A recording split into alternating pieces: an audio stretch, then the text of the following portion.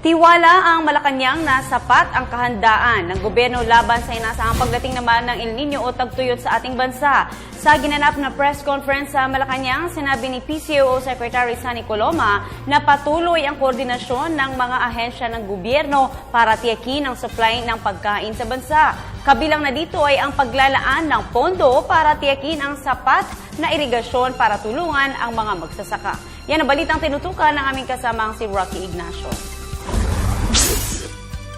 Pinalakas ng pamahalaan ng mga hakbang bilang paghahanda sa epekto ng El Nino phenomenon sa bansa. Ayon kay Presidential Communications Secretary Sunny Coloma, patuloy ang ugnayan ng mga kinauukulang ahensya para tiyakin na rin ang kasapatan ng supply ng pagkain sa bansa. Kabilang sa mga hakbang, gawa ng cloud seeding sa mga pangunahing watersheds at lupang sakahan. The government is taking concerted action to ensure food security for our citizens and to mitigate the possible effects of the projected onset of the El Nino weather phenomenon in the country. The Department of Agriculture is working closely with DOST Pag-asa to intensify cloud seeding operations to induce rain in major watersheds and drought-affected farming communities. According to the Department of Agriculture, the Bureau of Soils and Water Management has completed 15 trips across the rain-deprived municipalities of Aglipay, Madela, and Nagtipunan, and Magat watershed areas in Isabela Province. The DA said these cloud seeding operations have prevented damage on some 4,155 hectares of corn farms across the province, of which 3,490 hectares are in the reproductive stage and 65 hectares in the vegetative stage. Naglaan na ang pamahalaan ng 1.3 billion pesos para sa pagtatayo ng small-scale irrigation sa mga lugar na makatutulong sa mga mahihirap na magsasaka.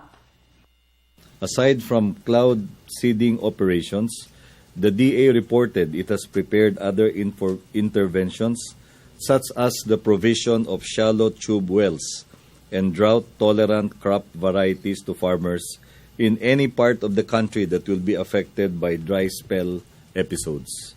As part of long-term measures, the DA has increased its investments on the establishment of small water impounding facilities, repair, rehabilitation, and construction of new irrigation systems, as well as communal irrigation systems under the National Irrigation Administration to help guarantee agricultural water even during the summer season.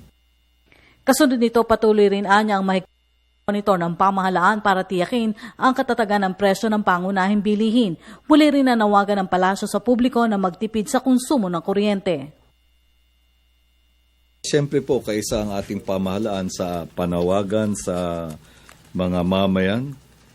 Kasama na rin po dito ang mga kawani at opisyal ng pamahalaan na makiisa sa wasto at matipid na paggamit ng tubig at ng kuryente. Na dahil ito ay maaaring maapektuhan ng inaasahang pagpasok ng El Nino phenomenon. Kailangan po yung pairalin natin yung diwa ng bayanihan.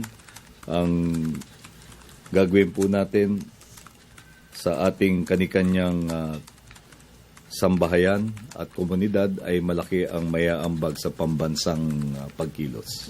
Para sa Telebisyon ng Bayan, Rocky Ignacio.